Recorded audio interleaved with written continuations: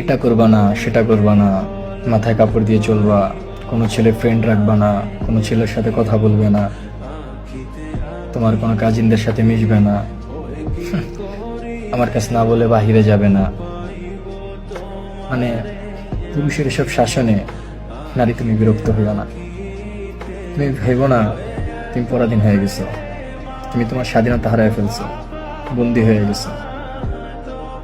আসলে যে পুরুষ তোমাকে ভালোবাসে, যে তোমাকে সত্যিকারের ভালোবাসে, সে তোমাকে এভাবে শাসন করবেই। কারণ যে তোমাকে সত্যিকারে ভালোবাসে সে তোমাকে নিয়ে হিংসে করবে। তোমার সাথে কেউ কথা বলা তো দূরে থাক, তোমার দিকে কেউ তাকালেও তার সহ্য হবে না। সে তোমাকে ভালোবাসে, একান্ত তুমি তারই।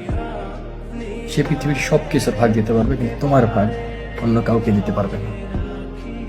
যে মানুষটা তোমাকে এভাবে শাসন করে সে মানুষটা সত্যিই তোমাকে ভালোবাসে। তাই বলি, তুমি পুরুষের এসব শাসনে বিরক্ত হইও না, তাকে ভালোবেসো। মনে রেখো তুমি সঠিক মানুষ পেয়েছো, এমন মানুষ হারিয়ে ফেলো না, যত্ন করে আগলে রেখো।